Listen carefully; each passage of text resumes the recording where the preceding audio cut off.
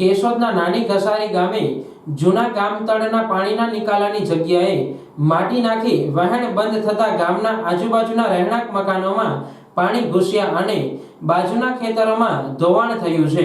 ચોમાસા પહેલા આજુબાજુના સ્થાનિકો તથા ખેડૂતોએ મામલતદાર કચેરીએ રજૂઆત કરી દાવા અરજી કરી હતી, જે બાબતે તંત્ર દ્વારા કાયદાકીય કાર્યવાહી હાથ ધરવામાં આવી હતી, છતાં પાણીના નિકાલાનો પ્રશ્ન હલ થયો ન હતો, જે બાબતે ટીડીઓ, મામલતદાર, પીઆઈ, તલાટી કમ મંત્રી સહિતની ઉપસ્થિતિમાં પાણીના નિકાલાની વૈકલ્પિક વ્યવસ્થા માટે જેસીબી મશીન દ્વારા પાણીના નિકાલાનો ઊંચો પાડો દૂર કરી પાણીના નિકાલાની વૈકલ્પિક વ્યવસ્થા કરી હતી।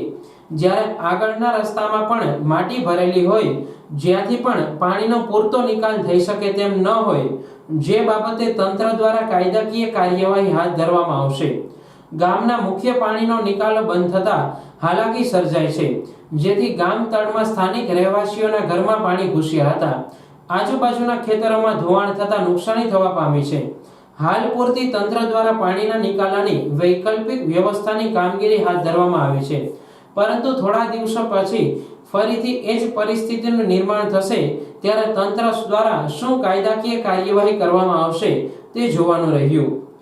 પાણીના નિકાલ જે બંધ થયો છે તે સંપૂર્ણ દૂર કરવામાં આવે તો જ કાયમી પ્રશ્ન હલ થઈ શકે તેમ છે। જો આવું નહીં થાય તો ગામના બસ સ્ટેન્ડ, આજુબાજુની દુકાનો, ગૌશાળા, પ્રાથમિક શાળા તથા સ્થાનિકો અને આ વિસ્તારોના ખેડૂતોને હાલાકી ભોગવવાની રહેશે। ત્યારે કાયમી પાણીના નિકાલાનો પ્રશ્ન હલ થાય તેવી સ્થાનિકોની માંગણી છે।